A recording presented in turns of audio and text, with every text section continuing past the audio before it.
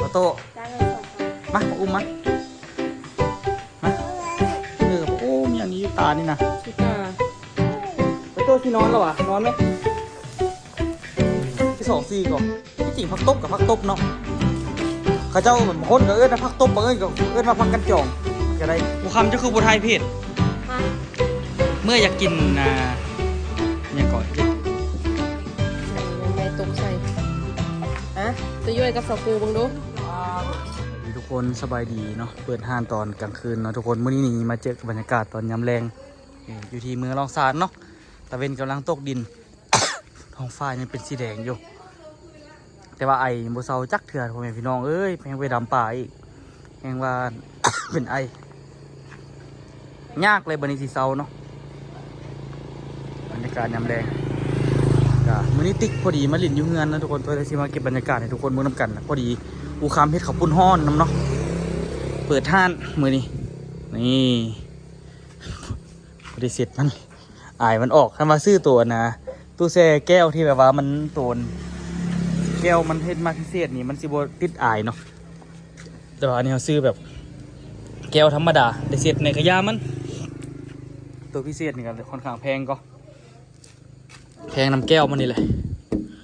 แก้ว2สั้นพอได้นี่เนาะเขาจะเฮ็ดนี่เนาะเหมือนธรรมดาตอนนี้ก็ได้ขายเครื่องดีอยู่ก็ทุกคนเนาะไปเบิ้งอูคำกำลังซีเฮ็ดแนวกินเนาะกระแลมนี่ก็ได้ขายดีทุกคนเลยเด็กน้อยมาอะไรกับมันรูป แถวนี้จนเปื้อนมืดจนแหล่สีกับสีขี้ตมเบิดเนาะ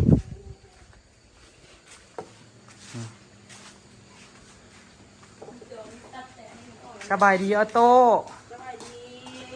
เฮ็ดยังกินเนาะเฮ็ดข้าวปุ้นสบายดีข้าวปุ้นฮ้อนสบายเว้าไหมปัดอยู่ในกล้องนะเมื่อกี้คือว่าเว้าปั๊บอยู่2,000ตัวนะออโต้จ้างเงิน2,000มาอุ้มมาโอ้มีอย่างนี้อยู่ตานี่นะขี้ตาเช็ดให้กันยังบ่เบิดถึงเนาะได้อยู่วะ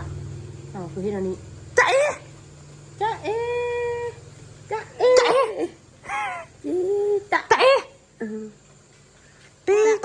ะยุงกัดหัวโอ้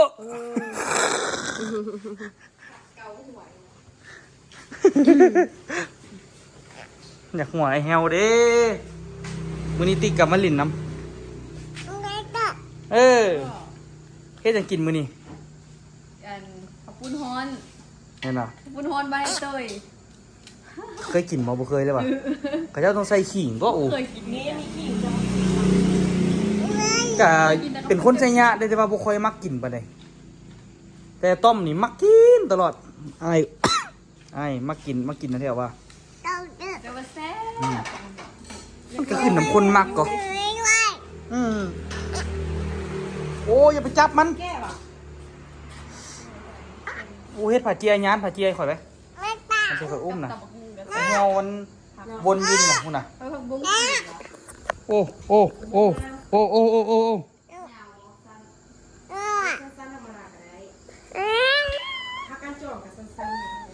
บ๊ายบายเอาเด้อน้ำมันก็เป็นต้องว่าห้าน้ำนมโลเลยน่ะว่าแปลงก่อนยังเป็นคนหลงเป็ดกำลังเป็นเบาตัวว้ายฮาวซื้อมาเฮ็ดพอพันไม่พันก็ดีก็ล่ะ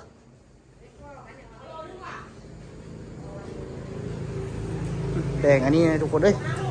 แปลงใส่อันนี้นี่นะแปลงมันนึงก็เด้อเบิ่งอดเบิ่งไปก่อนเนี่ยกา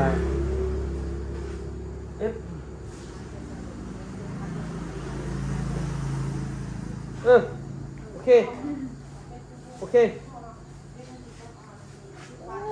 ไปโจ้ที่นอนแล้ววะนอนไหมโอ้ยุงทีเด้มีลูกมีกระไดมีลูกมีเต้านี่กระไดทั้ง2อันเลยป่ะแต่ว่าอันน่ะ บ่เรื่องอันน่ะ หลายแล้วก็หนัก ข้าวปุ้นฮ้อนนี่ต้องมีผักตบก่อนบ่มีผักตบนี่บ่ได้เลย ตบพักจอง ผักกันจอง ที่ ผักกันจอง อยู่บ้านน่ะอยู่ไสยะแต่ว่าอยู่ไสยะนี่ได้สองชื่อก่อนที่จริงผักตบกับผักตบเนาะ อืม เขาเจ้าบางคนก็ว่าผักตบบางคนก็ว่าผักกันจอง มันก็ได้หมดก็อันเดียวกันหมด พักตบชวา อืม พั มันตระกูลเดียวกัน ตัวนั้นกินบ่ได้ที่ บ่ได้ แต่ว่าอันดอกมันเขาเจ้าเก็บกินก่อนเห็นเขาเจ้าว่าเขาเจ้าเก็บกินลวกกินนะลวกกับคนกับหยัง ไม่เคยกินได้เกลือ เอาอูขาวปุ้นฮ้อนจะใส่ซีนนำน่ะ กระไส้แล้วกินไส้ซีนกระไส้แล้ว ซีนงัวตัวธรรมดา ซีนหัวซีนไก่อะไรได้หมด อันนี้ซีนหยัง ซีนควาย แม่นว่ะซื้อมาเรียบร้อยละ ไปซื้อมามันง่ายคุณป้าเขาเลยซื้อมาแล้วทำกล้องไม่ได้ก็ได้ เจอคนนะควายควายเท่าอีกเขาบอก กินอะไรอีกยำบุฟเฟ่เนี่ย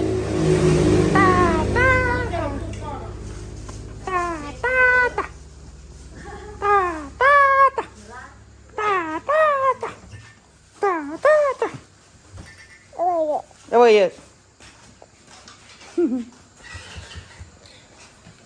กินก่อนบ่ได้กินโดนแล้วก็คันสิว่าก็ได้ ตัวเหมือน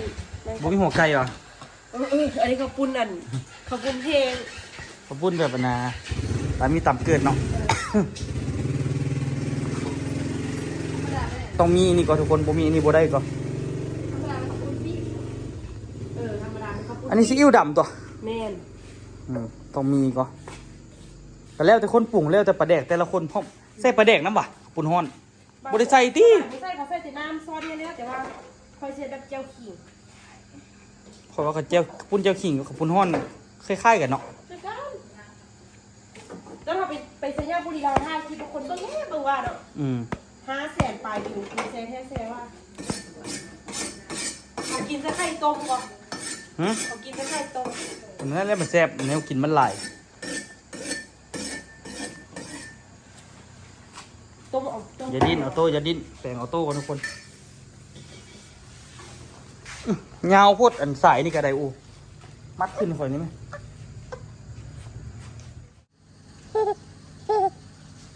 คลิปกับบริไทยย้อนไอเฮวนี่นะย้อนเฮวนี่นะอืมอืมอืมอืมอืมอืมอืมอืมอืม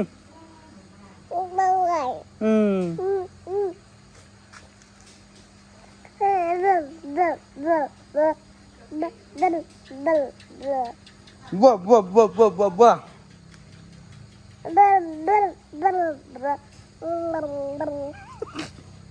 เฮ็ดว่า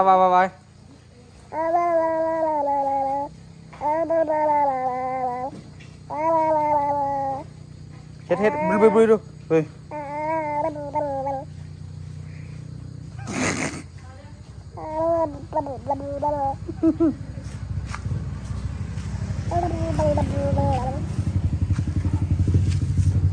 เฮ็ดว่าดูเอายืนเฮ้ย 30แต่ว่าเดือนนี้เห็นเป็นว่ามืออื่นเดิม ตุ้ยไปอยู่ไว้ตุ้ยนะ ไม่ใส่ เขาส่งนะ ขนส่ง มันว่าอย่างไร จ้ามันก็ว่าอยู่คนเดียวนู้เดี๋ยวให้อยู่คนเดียวกันจะคิดเดียวได้เห็นปะ โอ้ยไปแรกๆมันบ่มีเครื่องดอกไปนั่งลิ้นโทรศัพท์ซื้อ อันย่าอยู่คนเดียวค่ะนะ โอ้ยยานเนี่ยคนอ้อมแอมมันบักหลาย เอากลางคืน เขาก็อยู่กันคือกัน เป็นเขาอยู่เป็นเฮือนเลยบ่ทันน่ะ เอา เด็กน้อยแห้งบักหลายไรบ่ดีได้น้องทรายเพิ่มแม่นบ่โอ้ บอลทำบอลลืมกระยานโก อยู่คนเดียว พูดได้เลยที่มัน ได้น้องทรายเพิ่มแท้ก็ เล่นไปยุ่น ก เล ระ ย ยานผู้นั้นสมบูรณ์จ้า โอ้ โอ้ยน้องทรายก็อายุหากว่าจักปีหนึง6 ปีหนึงบ่ ประมาณ7-8 ปีแหละ เวลานอนก็สิมาเข้าฝันหัวยอก หลอน หล่อนนั่นเด้อเราเป็นคนแบบว่าบ่มีพ่อมีแม่สินะ มีหั่นแหละเป็นสิบ่มีเด้ อายุน้ำไผ่จัน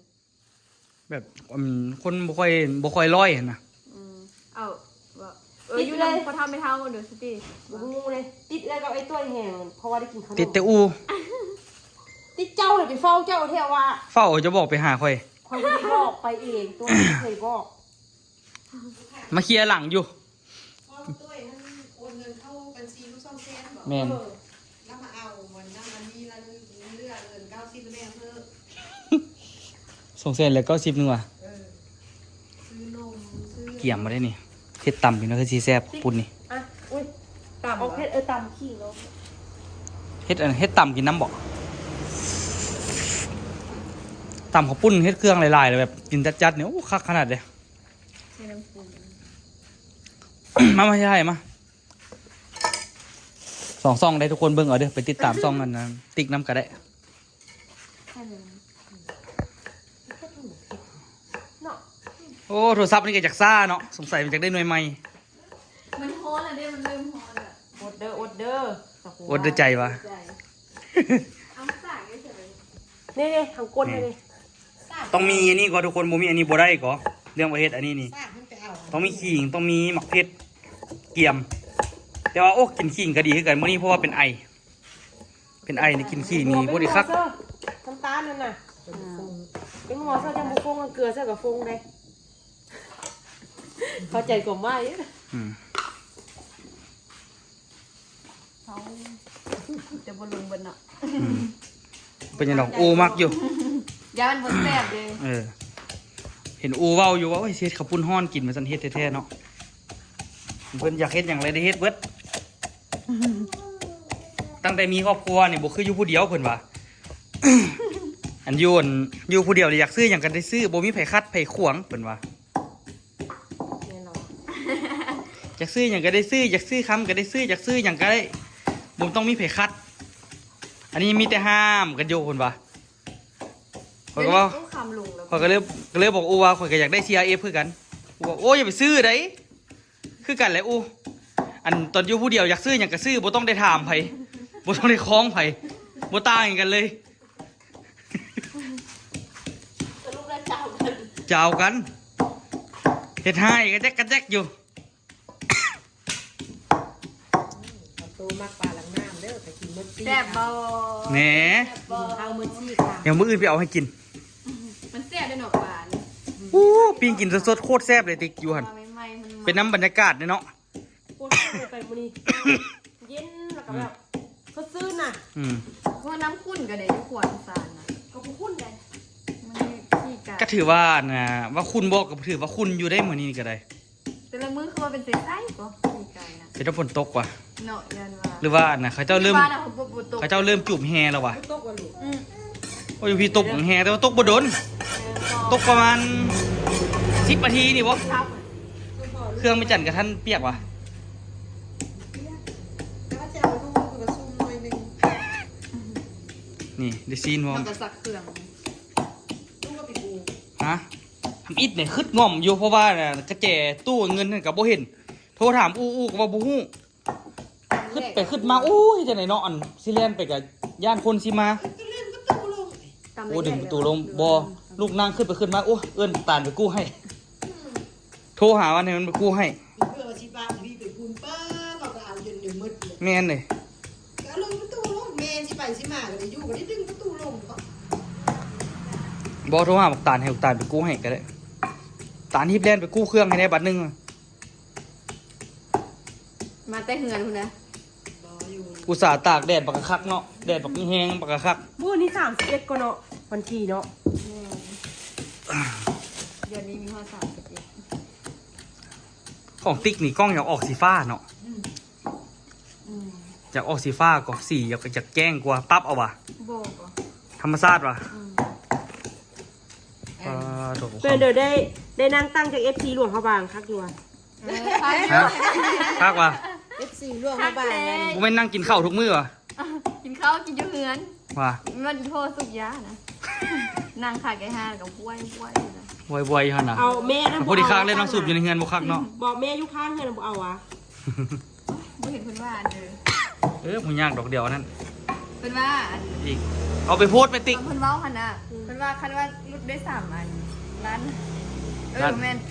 ล้าน330,000 เนาะ330,000นะแล้วเพื่อนจะเอา ก็ย่าละย่าเราบ่เอากันเรื่องของเราละ แล้ว เพราะว่าลูกบ่ได้แล้วซ้ำนี่น่ะก็เบิ่งดูบ่จัก คนขึ้นคนลงบ่จักเฮ็ดดิกระเบิ่งเสื้อสิได้อันหนึง บ่ร้านสามก็ได้กันเราเอาเองแท้ก็เอาขึ้นคนขึ้นให้คนขึ้นให้คันเราเมาเองเอาร้านสามก็ได้ล่ะที่คนขึ้นให้ บอกเราไว้มาเอาเอง แต่เราเมาเองรถร้านสามได้ เพิ่นว่ามื้อนั้นเขาว่าบ่ได้ติเราก็ขายถึงละเป็นว่าเดี๋ยวไปต้อน้ำพ่อเขาก่อนว้านี่แม่ว่าเอาของเขา แท้คันเมาเองได้อยู่ร้านสาม ก็หลวงพ่อเขาบอกพ่อเป็นไม่เป็นอันหมู่เดียวกับอันไปกินไรเล็ก แม่นเหรอ กับผู้นี่ละบ่โทรอีพ่อไปหาไปคิดรายเลขแต่ละมือ โอ้มื้อใดเราอ่ะนะเราเฮงก่อนแม่จึงไปถามใครให้มื้อใดเราบ่เฮงเราก็บ่อยากเอาก็ซอยซีนมาใส่ปะนี่ก็คือบ่ไทยเพศ ฮะ เมื่ออยากกินอย่างก่อนอยากกินนะครับปุ้นฮ้อนข้าวปุ้นฮ้อนเซญาบุรีอยากกินข้าวปุ้นฮ้อนเซญาบุรีแล้วเด้เองโคตรดักคักไปเมื่อคืนก็ไอนะนี่แหละเขากลุ่มให้ห้องเพลงไอได้ห้องเพลงได้ไอได้ห้องเพลงได้โอ้บ่ไหวแล้วอย่าสุขุมกันได้หรอกวะ มันยุละลายแล้วไฟฟ้าตับลงแล้วแม่แล้วแม่เดี๋ยวแม่แล้วพ้นไปแล้วพ่อปักตุ้ยมาแม่แล้วเพื่อนมันบอกกินเถอะ เป็นยัง เอาไฟอันนี้แม่ปดน่ะโอ้เก่งดาวบอเอากินน้ำก่อนกินน้ำก่อน เบิ่งนี่ขนาดเนาะลวกซีนเรียบร้อยแล้ว เอาผักลวกผัก ผักสา ไม่หลายบอก เมื่อทะเลกินค่อยพักอันนี้ค่อยกินหลายอยู่ กินบ่หมดเด้อเจ้า เมื่อห้าประกัน เอาประกันบ่หมด เมื่อจังไหนก็เมื่อพักอันนี้มันแซ่บก่อ แพงมันเด้ ซึ่งต่างกับปุ้นก็แซ่บคุณซั่วเข้ากันนั่นน่ะ เนาะอันก็คือไปขึ้นมาก็ต่ำในหนึ่งบ่เฮาต่ำในหนึ่งหมูติ๊กได้เอาอันพักอันนี้เนี่ยเอาเส้นปุ้นเนี่ย เอาซีนเด้อ ติ๊กต่ำแซ่บเลย อันกินอันนี้น่ะสิบ่อิ่มกันวะ อันน่ะย้ายไปเฮ็ดห้านต่ำอยู่เชียงมีบ่เฮ็ดห้านต่ำแล้วก็ขายอันน่ะโอ้ มีจัดงานอะไรอยู่ สมมุติเฮ็ดห้านต่ำเนาะโอ้ยห้านต่ำมีห้านเดียว ไปขายหน้าตลาดเลย ไปแล้วสมมุติว่าไปเฮ็ดอันนั้นน่ะมันขายได้หลายอย่างหนึ่งก็คือต่ำสองแล้วแม่นขายอันพวก ทอดปีกไก่กับทอดกะโรนี่ให้เด็กน้อยนะโอ้ยอังเคยกินบ่ทอดกะโรนี่เอากะโรนี่มาทอดแล้วเอาอันน่ะขนอโหยกินบักแซ่บๆอาหารยอดฮิตของคนในเวียง กะโรนี่เด้อ ลองแม่ ที่เอาต้มนี่ เอาตัวดิบวันน้ำมาทอดน่ะ เคยกินเด้อ มันกรอบก็เป็นกรอบรอบเลย มันเป็นอันตีโบมันเป็นอันข้าวเคียบต่างหากว่ะ บอกะโรนี่นี่แหละ กินอยวนตั้งแต่สมัยเรียนมัธยมอันละ2,000 แต่ว่าเฮ็ด2,000บ่ได้อยู่พี่ต้องได้เฮ็ดอัน3,000หรือ5,000มันสิบอกถุงหนึงใส่แล้วแม่นอาหารยอดฮิตเลยนะของอันนั้นคนที่พุ่นน่ะ ทอดปีกไก่กับอันขวากะโรนี่บ่เชื่อเอากะโรนี่มาทอดไหม่อูละอ่อนขนอหุย มันมี เอามาลองรสปุนาล่ะเอามาลองเพราะว่ามันสิเป็นแบบสินค้า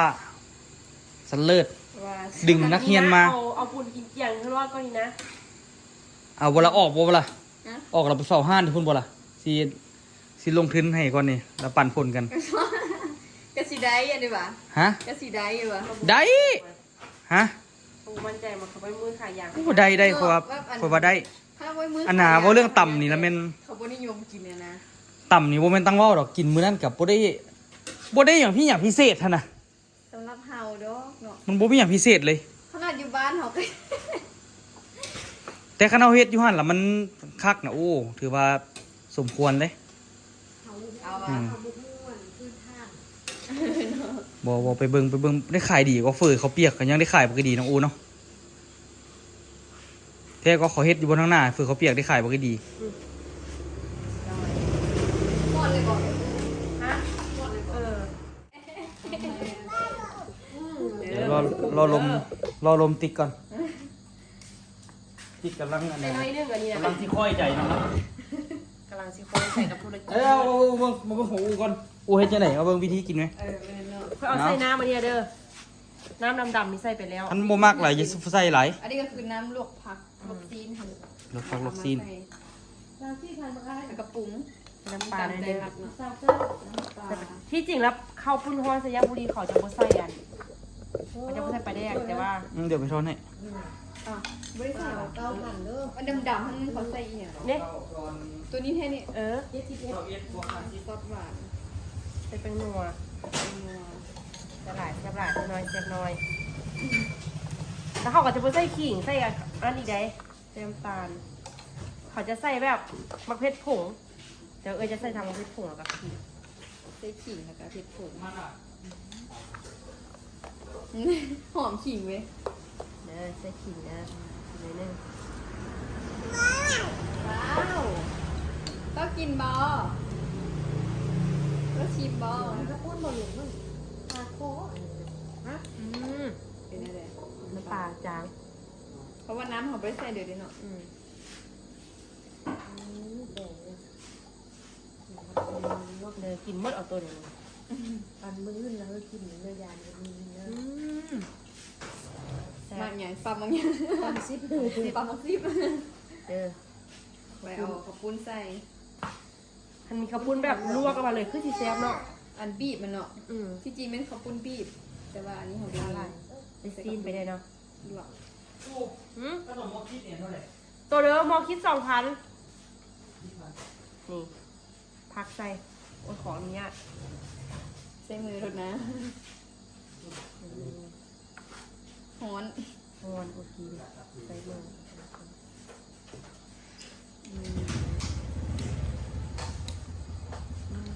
หิวข้าวเลย มันก็พอเป็นตะกินอยู่แล้ว หอมขิงเลย เอาโมแม่เอาตัวนี้บอก ก็เอาเบิ้งซีมันก่อน มันมันใจยันบนเซล เขาอย่าประมาทกันไม่เฮ้ยอ่ะ ซีมันก่อน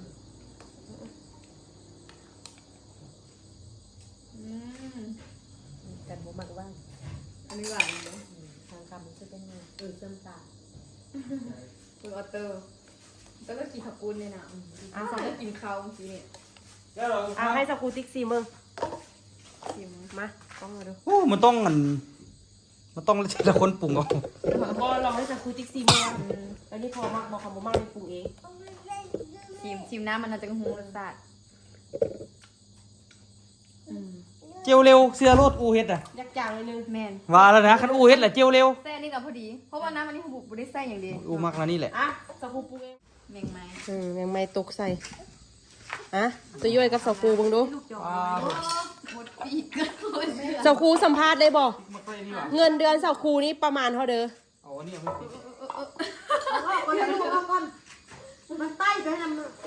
มันไม่ลงมาไว้ โอ้ หมด เฮ็ด ปีก บ่อยากตอบเรื่องเงินเดือนเลยเฮ็ดหมดปีกเข้าเสื้อ เอามาให้แม่ว่ามันใต้ไปกัดไล่โตเตื้อก็หัน หมดตัวเรื่องเงินใจ บอกกัดไล่มอปึ้งแม่มันจะปูหมดทางคำก็เบิ้งให้ลูกคนนี้ละ โดย เอามาให้ใส่เงินเดือนกับ3เลยคุณหากับคืนให้ก็ได้3 ล้าน มันบ่ติด 3 ล้านปลาย เป็นเงินไทยประมาณเท่าตัว3 ล้านปลายนี่ 3 ล้าน ประมาณ7,000 เฮ้ยสิไปโหด 3 ล้านกับ5,000 6,000ประมาณนี้ บ่ฮอด 5,000 ประมาณ 5,000ปลาย มีหลายเลยนะมันซื้อกัน อันนี้ขนาดเงินเดือนครูเอกชนได้นี่ บ่แม่นครูบ่แม่นครูรัฐได้ เพราะมันจัดคุณลูก จะเป็นฮอลเดอร์ เพิ่นหากับคืนให้ได้นะหากับคืนให้เดือนแล้วนี่อันตั้งว่า100,000เนี่ย ขึ้น100ไปบาท อยากว่าดังนะมัน เป็นสิได้ยิน ก็ถือว่าขายก้อนเก่าน้อยหนึง บ่เผ็ดว่ะดิบใส่เผ็ดป่น อ้าวก็ใส่เองอันนี้ว่ะ ที่ช่วยกินเพชรบ่ได้น่ะ กินได้อยู่แต่ว่ากินยากค่อยกินเผ็ด ไปเตะเราบ่ได้อะไรนี่เฮ้ยรอแบบนั้นนะตามที่เพชรกัดบะเพชรมาดเดียวก็ได้ แต่ว่ามันบ่กินได้ต่อ บ่อยากสดน้ คนไม่กินเพชรแม่แก้วมันมีแล้วก็ยังเอาบะเพชรไป ำกินอันนี้บ่ได้คืออะไร ปลาแดก เจ็บกระเพาะตลอดมื้อนี้ก็ย่านอยู่ เค็มเลย ไม่เค็มหรอก ซีนก็มี ก่อน แต่เค็มๆแซ่บ เนาะยังสิเอาอันนี้ใส่อีกเลยเนาะ อืม เอาซีนใส่ อยากกินจีนไข่ไป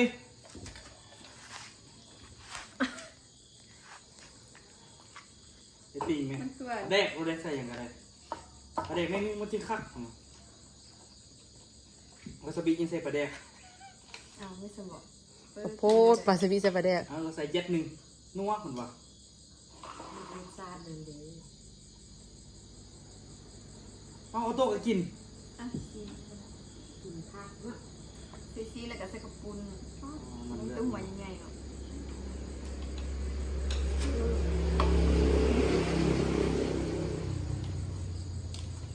ผักลวก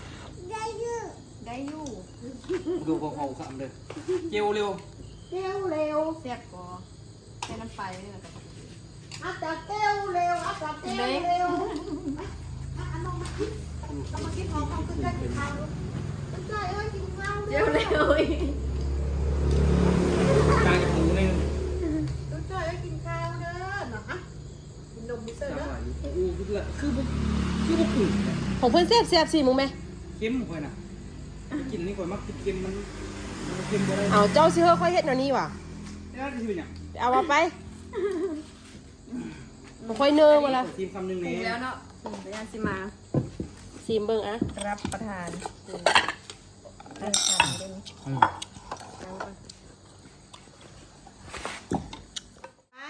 ไป มาไว้ยูทูบเบอร์หูมุมยูติดเลยเนี่ยเตะบอก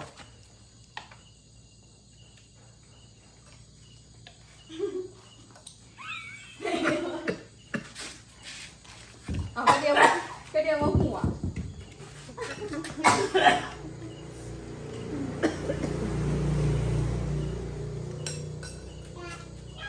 กระเพาะแก้ข้าวต้นด้นกินได้เลือกกินตลอดกับโปปั่นเลยเนาะ ต้องข้าก้อนน้ำข้นปลาเดี๋ยวนั้นมันกิน เป็นน้ำหอมโบลึง ต้มไม่โอ้สุดใจนี่นะสุกก็ได้อยู่ค่อยมีทุกวันเลยกินได้อยู่ เสื้อเราคล้ายคือกับปุ้นเจ้าขิงแต่ว่าต่างแต่วีในนี้เนาะนี่แบบซอสหวาน อิ้วด เสื้อนะ อืม ไม่รู้เสื้อ เอาไว้ใส่เป็นกับปุ้นเจ้าขิงเลย หาเงินยุราวกันย่างทุกคน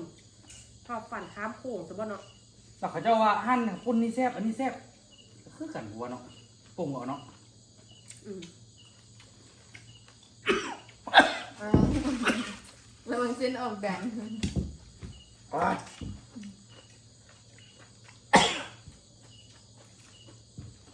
โอ้ยตายเป็นไอเวลาสู้ไปแล้วมันกิ่งมันน่ะนะฟล็อกอ่ะเอาดังนี้แล้วมันโป่งออกคืนไร แซ่บเลย คิดหอยเอาไหมโอ้ยตักไหลเป็นไตเลย จ้า เป็นไร เป็นแล้ว จัดจ้าน กระจานเค็มนี่ไอ้กระบุเห็ดมีแต่เค็มรสเค็มอย่างเดียว โอ้ยเขาจัดจ้านเลย กระบุเห็ดนัวๆเนาะ เห็นเจ้ากระมักต้องกูเห็นเจ้าต่ำหุ้งเลยแบบเค็ม เค็มเท่ากับแซ่บของไปนัว ม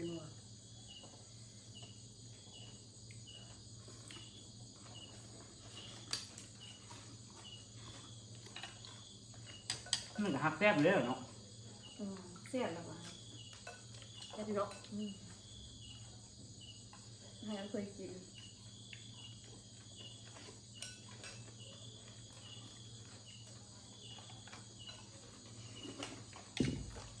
ลูกกับมันกระปุ้นเสื้อแล้วเหรอ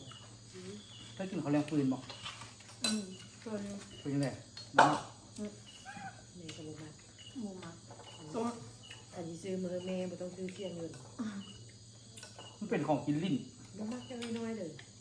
บางคนก็ว่าแซ่บ แซ่บ เป็นกระปุกกระปั้น โคตรแซ่บ เขาเราโคตรอีกเราได้ ไอตัวมากกว่า กินมาแต่น้อยเลยคนเหนือ อาหารบ้านคน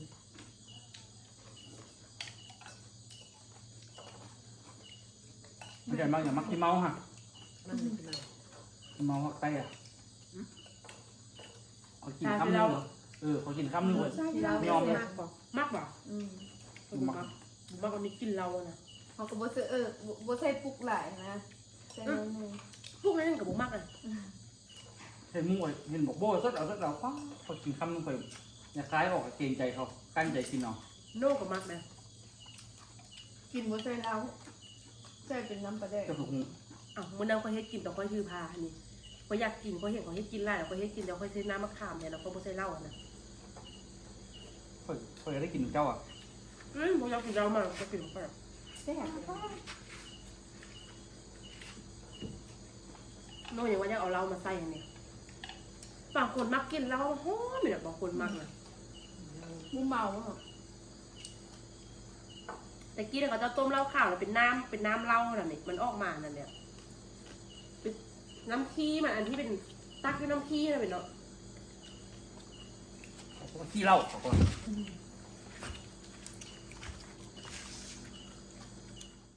จบละไว้เจอกันคลิปหน้าเลยทุกคนเด้อบ๊ายบาย